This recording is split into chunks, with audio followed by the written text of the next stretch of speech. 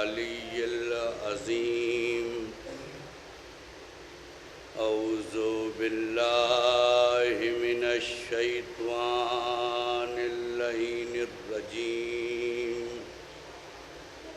بسم اللہ الرحمن الرحیم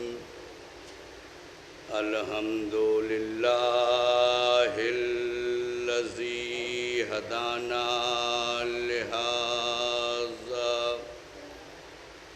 وما كنا لنهتدي لولا أن هدانا الله لقد جاءت رسل ربنا بالحق والصلاة والسلام والتحية والإكرام مولانا ومولا الثقلين جد الحسن والحسين أبي القاسم مصطفى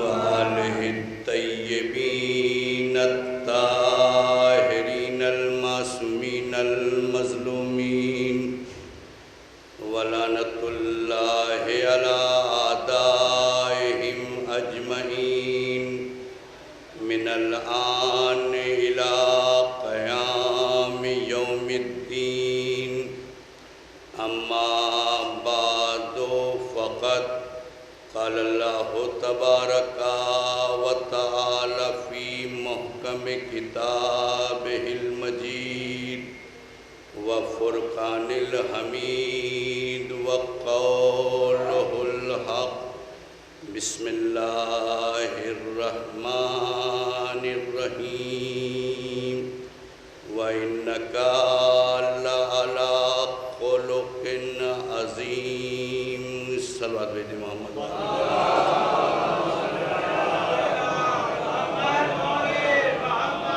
آپ سے گزارش ہے ایک مرتبہ سورہ حمد 3 مرتبہ سورہ توحید کی تلاوت فرما کے مرحوم سید غلام مہدی ابن سید حیدر حسین کی روح کو بخشش۔ ایک مرتبہ بلند آواز سے صلوات پڑھیں محمد وعلی محمد۔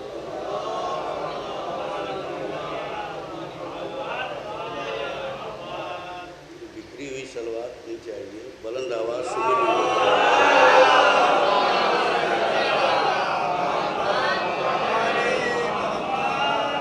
عزیزان گرامی،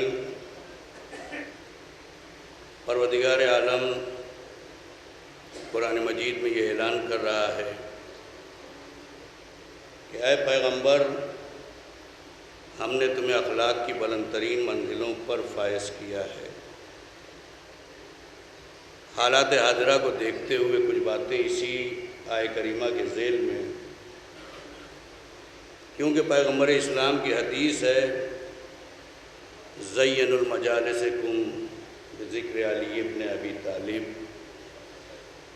کہ اپنی مجلسوں کو زینت دو علی کے ذکر سے۔ منحوس ہے وہ مجلس، منحوس ہے وہ بزم کہ جس میں امیر المومنین کا ذکر نہ کیا جائے۔ نعرہ حیدری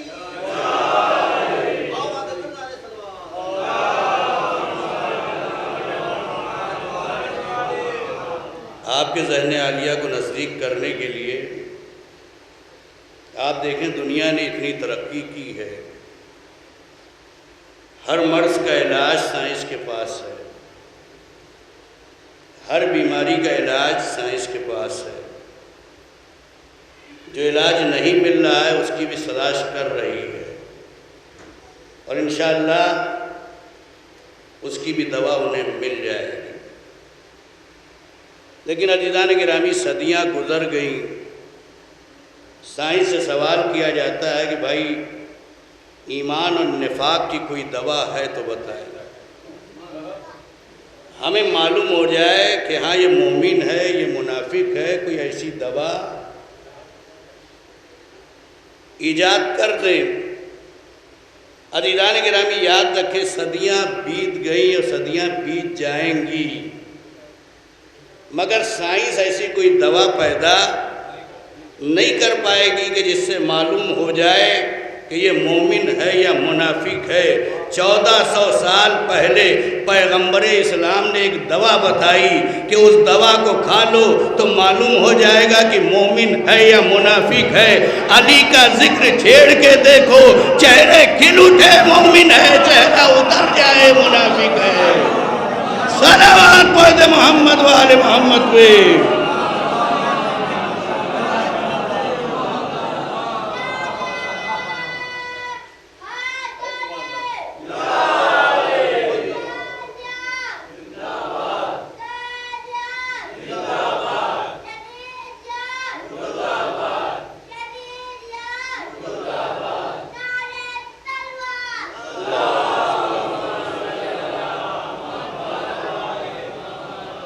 دوسری جگہ قرآن مجید یہ اعلان کر رہا ہے وَاعْبُدْ رَبَّكَ حَتَّىٰ يَأْتِيَكَ الْيَقِينُ،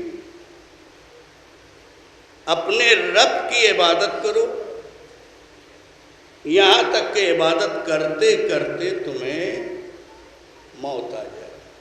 تفاسیر اٹھا کے دیکھیں، سارے مفسرین نے لکھا ہے کہ یقین سے مراد موت ہے۔ وَاعْبُدْ رَبَّكَ حَتَّىٰ يَأْتِيَكَ الْيَقِينُ، عبادت کرتے جاؤ یہاں تک کہ تمہیں موت آ جائے۔ قرآن کا کلام ہے اور قرآن کبھی بھی غلط بیانی سے کام نہیں لیتا۔ اگر آیت ہے تو اس کی تفسیر بھی ہے۔ آپ مجھے بتائیں، مسلمانوں کے اتنے فرقے ہیں، روزانہ آپ لوگوں کو مرتے ہوئے دیکھ رہے ہیں، کوئی ایسا بندہ بتائیں کہ جو عبادت کرتے کرتے اس دنیا سے اٹھ رہا ہے۔ بڑی توجہ دیدان گرامی، آپ کوئی ایسا بندہ نہیں بتا سکتے کہ جو عبادت کرتے کرتے اس دنیا سے چلا جائے۔ یا تو دماغ خراب ہو جاتا ہے، یا ذہن خراب ہو جاتا ہے، یا بیماری میں پریشان۔ ہمیں کوئی ایسا بندہ نہیں ملا کہ جو عبادت کرتے کرتے اس دنیا سے جائے۔ لیکن آیت کہہ رہی ہے کہ کچھ ایسے بندے ہیں کہ جو عبادت کرتے رہتے ہیں یہاں تک کہ انہیں موت آ جاتی ہے۔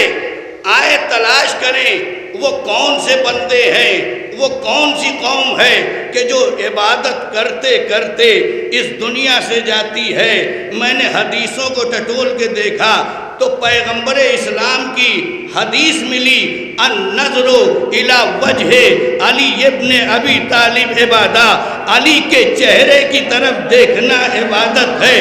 دوسری جگہ حدیث ملی، مولا نے حار ہمدان سے کہا، اے حار ہمدان، کوئی بھی اس دنیا سے نہیں جاتا مگر میں علی اس کے سدھانے موجود ہوتا ہوں۔ تو اب عزیزوں آیت کی تفسیر دیکھیں۔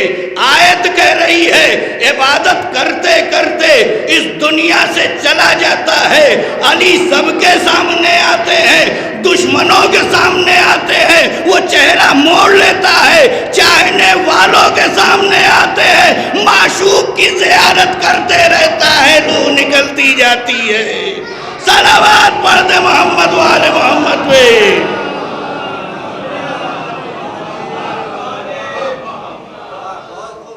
سالہا جس علی کا انتظار کیا وہ سدھانے موجود تھے۔ علی کو دیکھ رہے ہیں، عبادت ہو رہی ہے، روح پرواز کر رہی ہے۔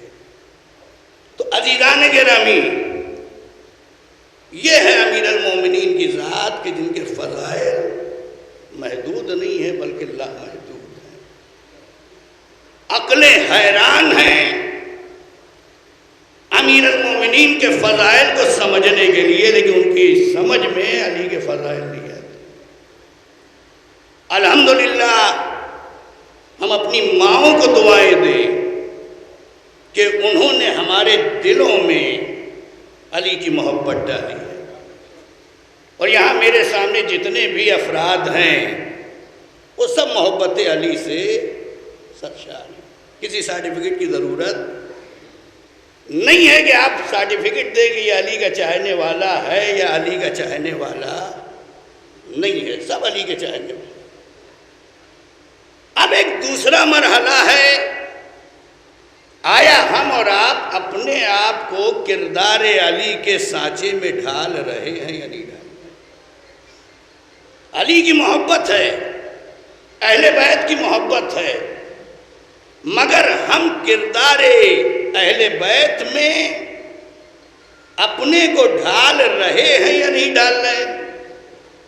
یہ دیکھنے والی بات ہے۔ اور یہی پر ایک بہت ہی پیارا جملہ کہ جو مرحوم غلام عسکری صاحب کہا کرتے تھے، ماننے کو ہم سب کی بات مانیں گے،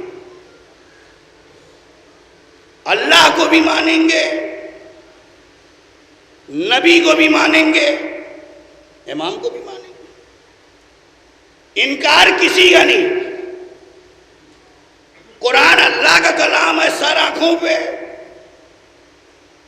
چوما تاکہ دینت بنا دی۔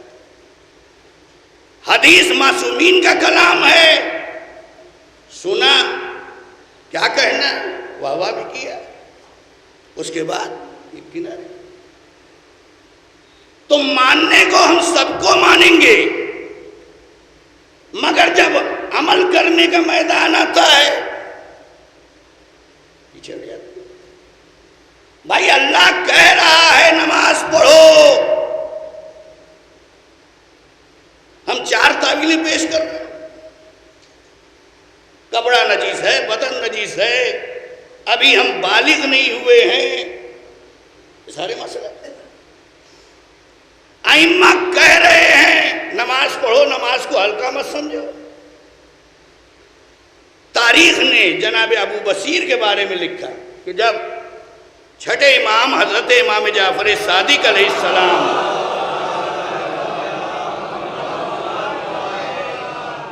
کی شہادت ہو چکی، ابو بصیر اس وقت موجود نہیں تھے۔ ابو بصیر مدینے آئے، ام حمیدہ نے ابو بصیر کو بلایا، کہا ابو بصیر جانتے ہو آخری وقت تمہارے مولا نے کیا وصیت کی؟ کہا نہیں، مجھے نہیں معلوم۔ کہا ابو بصیر ہم حیران تھے، آخری وقت میں تمہارے مولا نے اپنے تمام عزیز و اقارب کو بلایا اور بلانے کے بعد کہا کہ یاد رکھو جو نماز کو ہلکا سمجھے میں اس کی شفاعت نہیں کروں گا۔ بھائی اگر چھٹا امام کہہ رہا ہے تو یہی بات پہلا امام بھی کہہ رہا ہے، یہی بات زمانے کا امام بھی کہہ رہا ہے۔ یہاں مسئلہ پڑھنے کا نہیں ہے کہ جو نماز پڑھے، یہاں مولا کہہ رہے ہیں کہ نماز پڑھتا ہے لیکن ہلکا کر کے پڑھتا ہے، یعنی نماز بعد میں، دوستو احباب و بزنس یہ پہلے۔ مؤذن آواز دے رہا حیا علی خیر العمل، ہم کہہ رہے ہیں کہ برسوں پرانا دوست آیا ہے، پہلے دوستی کا حق ادا کر لیں، پھر اس کے بعد بندگی۔ وہاں آواز دے رہا حیا علی الصلاۃ، جلدی آؤ، ہم کہہ رہے ہیں کہ ابھی ڈیل رکی ہوئی ہے، پہلے یہ ڈیل اوکے ہو جائے پھر اس کے بعد ہم۔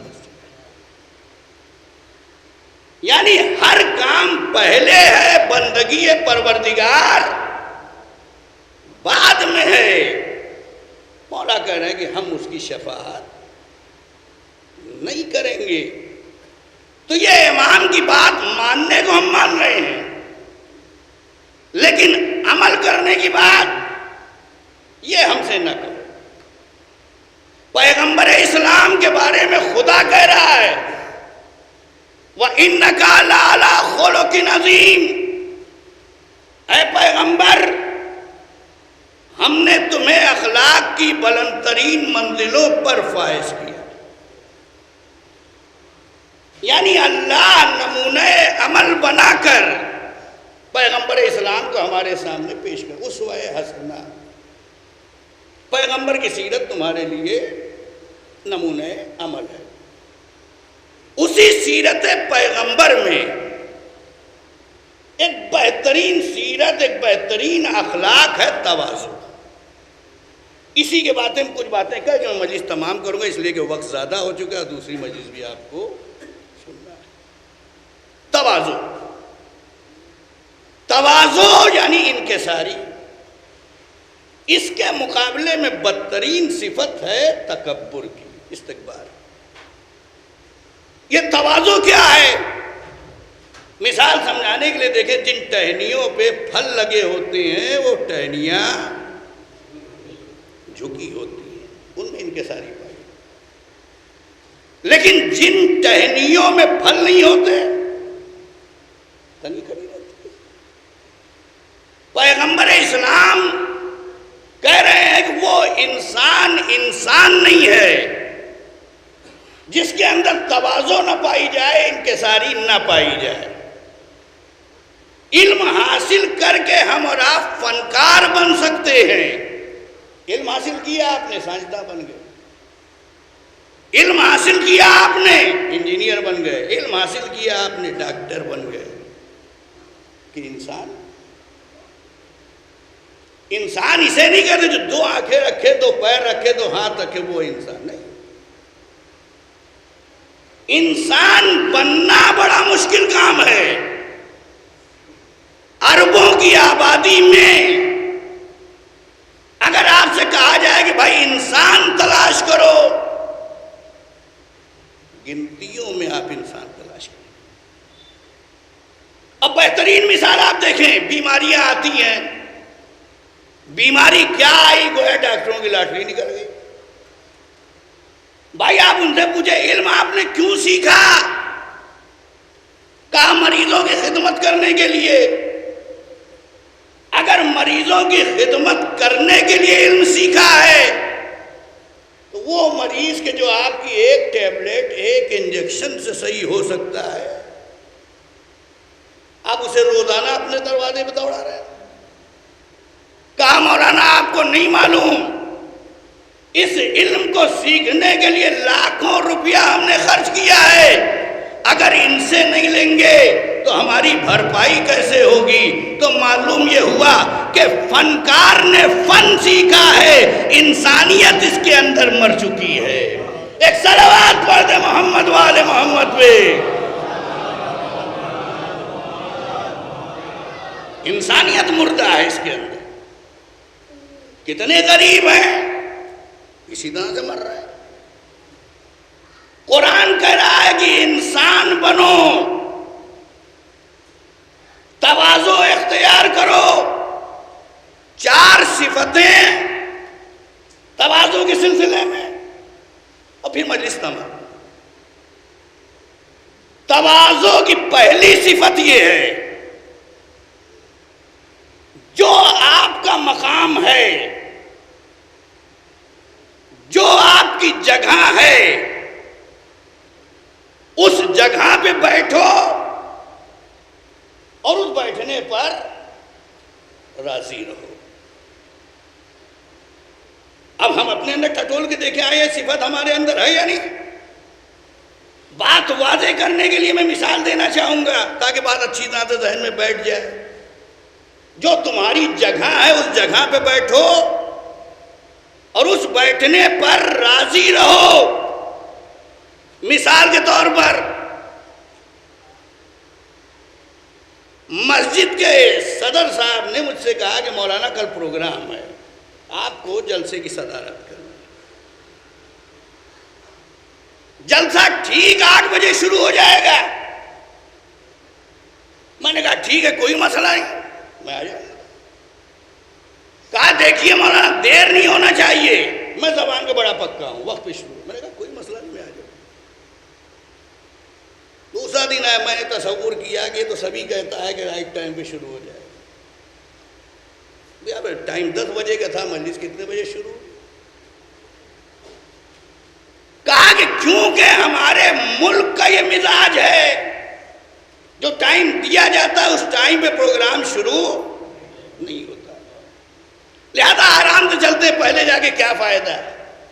نہ مجمع رہے گا، نہ واہوائی رہے گی، نہ درود و سلام ہوگا، فائدہ کیا ہے پہلے سے بیٹھے؟ 8 بجے کی بجائے میں 10 بجے پہنچا، دیکھا کہ جو میزبان تھے وہ زبان کے پکے نکلے، 8 بجے انہوں نے پروگرام شروع کر دیا، کھچا کھچ مسجد بھری ہوئی، اور جو میری مسند تھی اس مسند پہ کوئی دوسرے مولانا بیٹھے ہوئے تھے۔ میزبان نے میری طرف دیکھا، دور سے اشارہ کیا، مولانا اسی جگہ آپ بیٹھ جائیں، ایک مجمع بھرا ہوا پروگرام میں ڈسٹرب ہوا، وہی بیٹھ۔ عزیزان گرامی، میں بیٹھ تو گیا، لیکن بیٹھنے کے بعد میزبان کو دیکھ کر اپنے چہرے کی الگ الگ تصویر بنا رہا، یعنی اس تصویر کے ذریعے میں بتانا چاہ رہا ہوں میری جگہ یہ نہیں تھی، میری جگہ تمہارے کہنے پر میں بیٹھ تو گیا،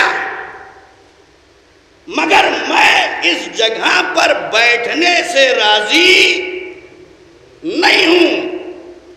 تواضع کہتا ہے کہ جو تمہارا مقام ہے اس جگہ پہ بیٹھو، اور خالی بیٹھنا نہیں ہے بلکہ اس بیٹھنے پہ راضی رہنا ہے۔ میرے عزیزوں، اگر بات سمجھ میں آ گئی تو یہیں پہ روک کر ایک جملہ کہنا چاہتا ہوں، یاد رکھیں بلندیاں کسی کو بلند نہیں بناتی ہیں، پستیاں کسی کو پست نہیں کرتی ہیں۔ جو بلند ہے وہ ہر جگہ بلند رہتا ہے، جو پست ہے وہ ہر جگہ پست رہتا ہے۔ بلندیوں سے انسان بلند نہیں ہوتا، پستیوں سے انسان پست نہیں ہوتا۔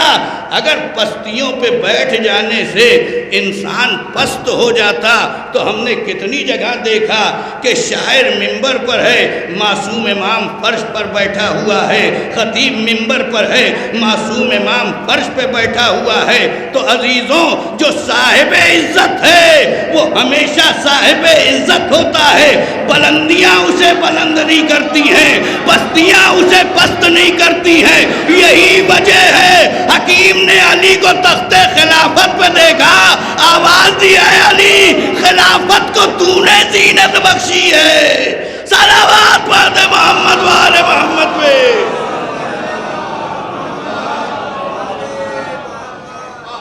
وہ اور ہوں گے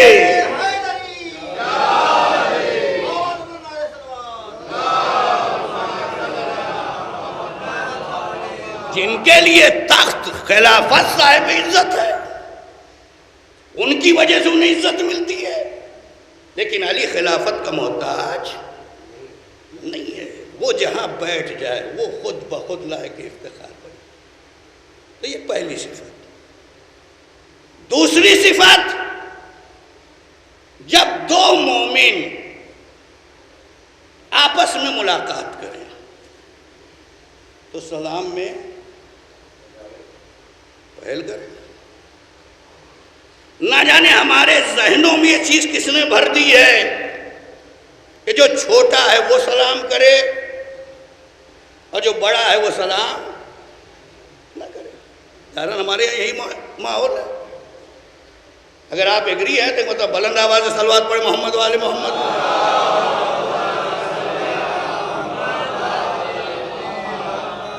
یعنی آپ ایگری ہیں۔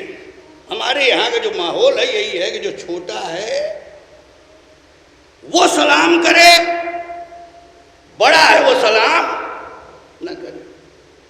پوتے نے سلام نہیں کیا، دادا ناراض، نواسے نے سلام نہیں کیا، نانا ناراض، بھتیجے نے سلام نہیں کیا، چچا ناراض، بانجے نے سلام نہیں کیا، ماموں ناراض۔ کتنے نالائق بیٹے ہیں، ماں باپ نے صحیح تربیت نہیں کی۔ کم سے کم اسے سکھانا چاہیے تھا کہ بڑے کو دیکھو تو سلام کرو۔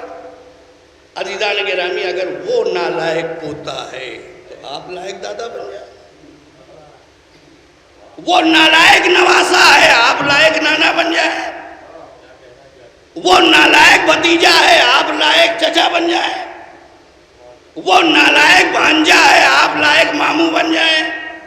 عزیزان گرامی یاد رکھیں، اگر اس نے سلام نہیں کیا، آپ نے اپنے پوتے کو سلام کر دیا۔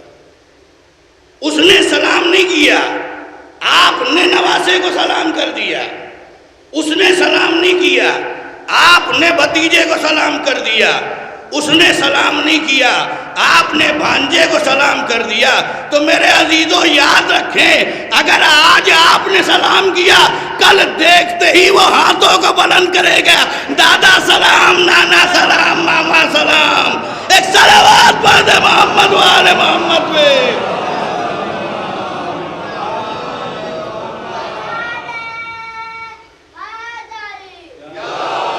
عزیزان گرامی آپ دیکھیں، پیغمبر اسلام باپ تھے کہ نہیں تھے؟ شہزادی ان سے چھوٹی ہے، بیٹی، لیکن در پہ سلام کرنے کے لیے کون جا رہا ہے؟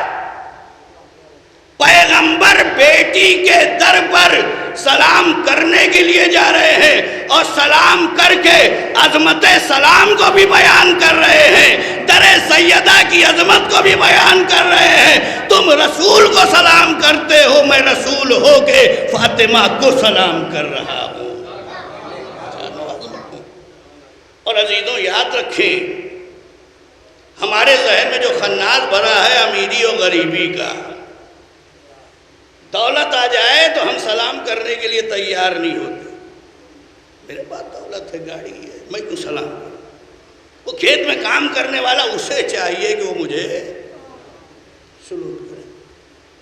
اگر یہ خناس آپ کے ذہنوں میں ہے تو اسلام آواز دے رہا ہے، سلام میں پہل کر کے تم دولت مند بن جاؤ۔ بھائی 99% ثواب آپ کے کھاتے میں آ رہا ہے۔ سلام واجب نہیں ہے، مستحب ہے، لیکن سلام میں پہل کر کے وہ امیر بن گیا، آپ جواب دے کے بھی غریب کے غریب رہ گئے۔ صلوات پڑھ دے محمد والے محمد پہ۔ تو یہ تواضع کی دوسری صفت۔ تیسری صفت دیکھیں، جب بھی جوہلا آپ سے مخاطب ہوں، ان سے بحث و مجادلہ نہ کریں۔ یہ جو آج ہمارے ہاں معاشرہ چلا ہوا ہے، نئی نئی چیزیں، نئی نئی باتیں، برسوں پرانے چیزیں جو ہمیں ہمارے باپ دادا سے ملی تھی میراث میں، ان سے ہمیں معلوم کیا تھا۔ یہ نماز کیا ہے، یہ روزہ کیا ہے، ماتم کرو، علم کرو، بس۔ عزیزان گرامی یاد رکھیں، یہ علم شبیہ ہے۔ شبیہ ہے کہ نہیں؟ علم کربلا کے اس علم کی شبیہ ہے۔ اور علم اٹھانے والے کو ہم کیا کہتے ہیں؟ بولے بھائی، جو علم اٹھاتا ہے اسے کیا کہتے ہیں؟ علمدار۔ کس کی شبیہ؟ بولے آپ لوگ ڈر کیوں رہے ہیں؟ بولے بلند آواز سے، مولا عباس کی شبیہ، یعنی علم کربلا کے علم کی شبیہ، اور اٹھانے والا اس علمدار کی شبیہ۔ علمدار اپنی عظمت کو پہچانے، علمدار کے منہ میں گٹکا نہیں ہونا چاہیے۔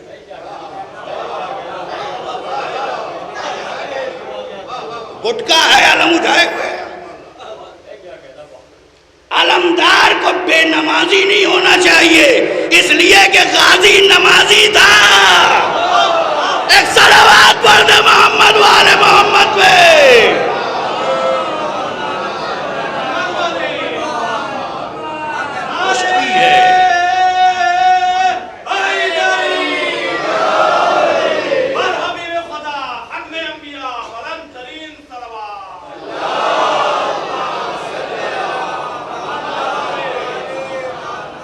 برسوں پرانا تقلید مت کرو، تقلید مت کرو، ہمارے لیے قرآن حدیث کافی ہے، قرآن حدیث کافی ہے۔ یہ حدیثیں تم کو بتائی کس نے؟ بھائی یہ علماء کا طفیل ہے کہ جو تمہیں حدیثیں ملی ہیں۔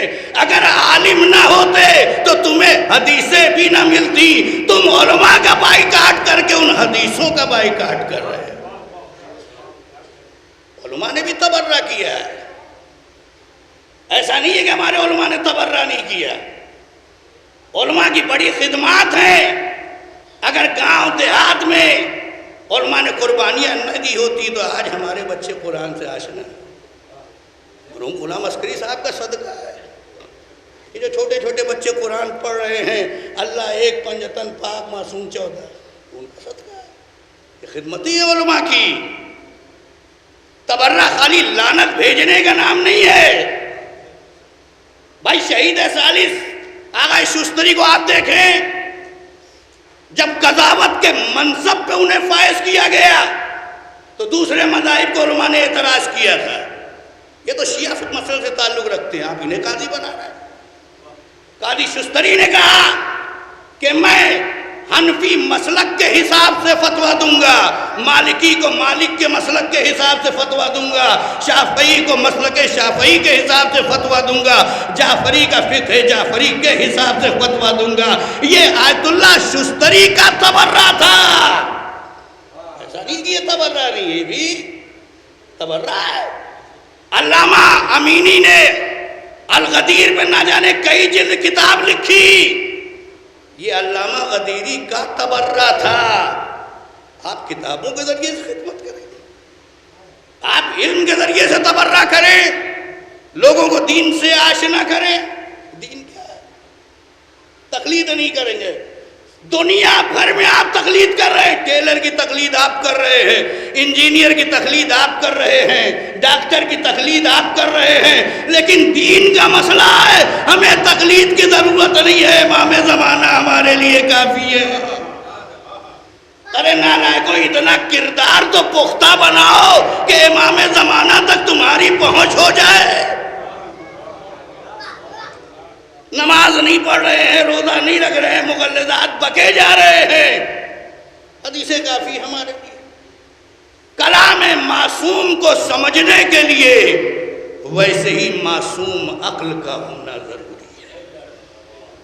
یہ گنہگار عقلیں یہ معصوم کے کلام کو سمجھنے کی صلاحیت نہیں رکھتی۔ قربانیاں آپ دیں۔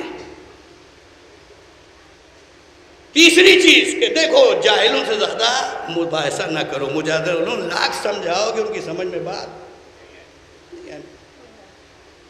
کہا گیا ہے۔ ایک گدھے سے پوچھا گیا کہ بھائی یہ گھاس کا رنگ کیا ہے؟ اس نے کہا لال رنگ۔ ہرن سے پوچھا گیا، اس نے کہا ہرا۔ گدھا اڑا ہوا ہے کہ نہیں یہ لال ہے، ہرن کہہ رہا ہے کہ نہیں یہ ہرا ہے۔ شیر کے پاس معاملہ گیا، شیر نے ہرن کو سزا سنائی۔ ہرن حیران، حضور یہ کیا بات ہوئی، گھاس کا رنگ تو ہرا ہے، وہ جو تو غلطی پہ وہ لال کر۔ کہا تمہاری سزا یہ ہے کہ تم گدھے سے بلا وجہ مباحثہ کر رہے ہو۔ گدھا ہے، گدھے سے بھی کہیں بحث کی جاتی ہے؟ تو اگر جوہلا آپ سے مخاطب ہوں، اذا خاطبہم الجاہلون قالوا سلاما، انہیں دور سے کہو بھائی تم سلامت رہو۔ ایک صلوات پڑھ دے محمد وآل محمد پہ۔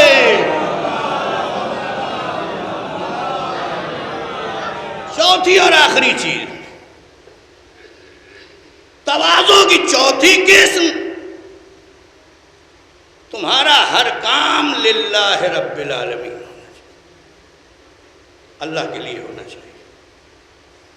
تمہارا اٹھنا، تمہارا بیٹھنا، تمہارا سونا، تمہارا جاگنا للہ رب العالمین۔ ان صلاتی و نسکی و محیایا و مماتی للہ رب العالمین۔ ہماری نماز، ہماری قربانی، ہماری حیات، ہماری موت سب اللہ کے لیے، نیت اللہ کے لیے۔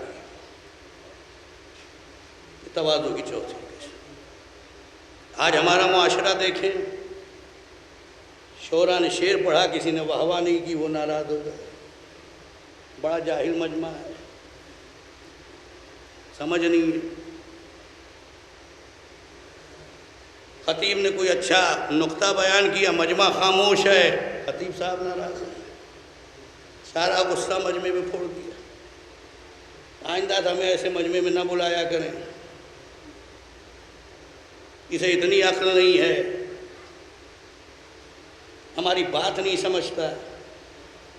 عزیزان گرامی، تمہارا ہر کام للہ رب العالمین، مجھے کہنے میں کوئی شرم نہیں ہے۔ آج ہماری مجلسیں محفلیں تجارت بن گئی،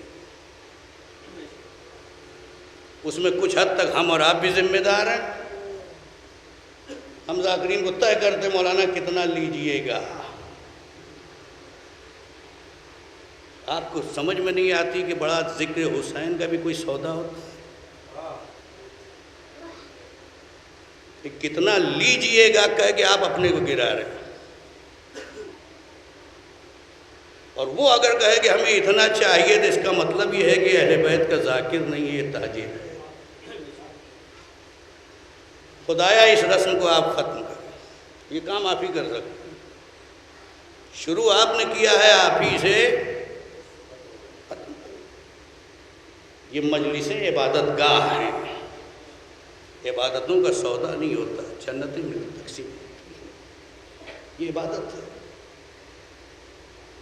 اور عبادت کا فارمولہ یہ ہے کہ ہر عبادت میں انسان میں کچھ نہ کچھ تبدیلی ہے۔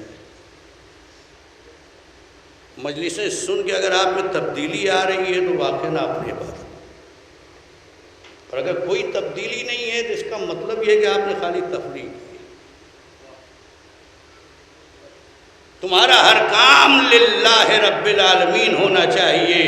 اگر اللہ کے لیے تمہارا کام ہے تو بندے تعریف کرے یا نہ کرے مگر اللہ تعریف کرے گا۔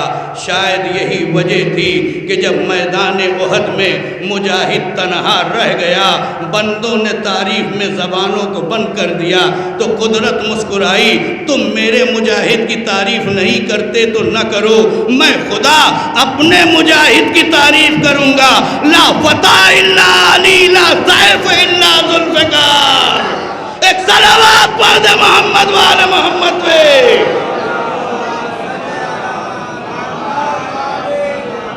یہ چار صفتیں ایک انسان کو صحیح معنوں میں انسان بنائے۔ جو تمہارا مقام اس سے کمتر جگہ پہ بیٹھو، راضی ہو، سلام میں پہل کرو، جاہلوں سے مباحثہ نہ کرو، تمہارا ہر کام للہ رب العالمین۔ اور میرے عزیزوں، یہ ساری صفتیں اگر ہمیں ملی ہیں تو صرف اور صرف معصوم میں ملی ہیں، اس کے علاوہ اور کہیں ہمیں یہ صفتیں نہیں ملی۔ چاروں صفتیں ایک جگہ،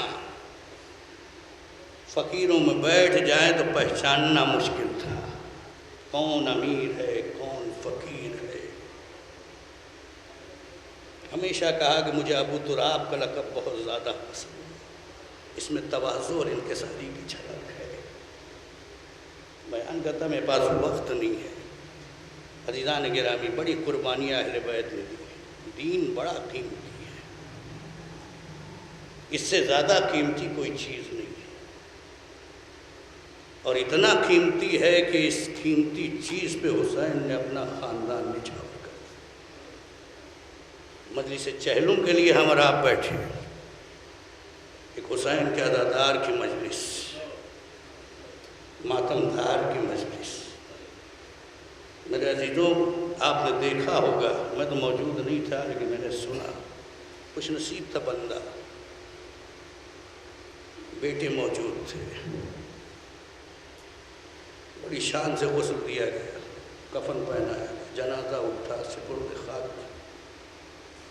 بیٹیاں زینت ہوتی ہیں جنازے کی، تو جنازہ اٹھا ہوگا کہ بیٹیوں نے رو رو کے جنازے کو الوداع کیا، بھرا گھر تھا، سارے رشتہ دار موجود تھے، بڑی شان سے غلام حسین کا یہ جنازہ اٹھ رہا تھا، لیکن عزیزوں میں تصور کر رہا تھا کہ غلام کا جنازہ اتنی شان سے اٹھایا، بیٹوں نے اٹھایا، میں کہوں گا قیصر عباس عباس، کیفی عباس بڑے خوش نصیب تھے، بڑی شان سے بابا کا جنازہ اٹھایا، مگر ذرا کربلا کے میدان میں آؤ، وہاں پر بھی ایک بیٹا موجود ہے۔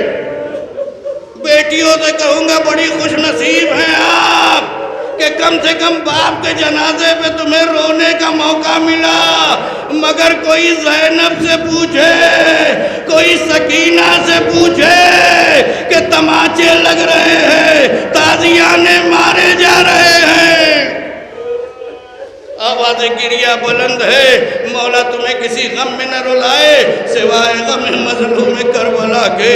میرے عزیزوں، حسین آخری رخصت کے لیے آئے ہیں، بیویوں کے درمیان نرغے میں گھرے ہیں، ایک ایک بیوی کو حسین سلام کر رہے ہیں۔ لیلا تمہیں حسین کا سلام، ام کلثوم تمہیں حسین کا سلام، ام فروہ تمہیں حسین کا سلام، اماں فضا تمہیں بھی حسین کا سلام، علیکن منی السلام۔ اے بیویو تمہیں حسین کا آخری سلام۔ یہ کہہ کہ حسین خیمے سے باہر آئے، زلجنہ کھڑا ہوا ہے، حسین نے دائیں دیکھا بائیں دیکھا، کوئی حسین کو سوار کرانے نہ آیا، ایک آواز دی، بھیا عباس، ارے آقا کو سوار کرانے نہ آؤ گے؟ بیٹا علی اکبر، بابا کو سوار کرانے نہ آؤ گے؟ خیمے کا پردہ اٹھا، زینب آگے بڑھی، اے بھیا عباس نہیں ہے کیا ہوا؟ علی اکبر نہیں ہے کیا ہوا؟ ارے زینب اپنے بھائی کو سوار کرائے گی۔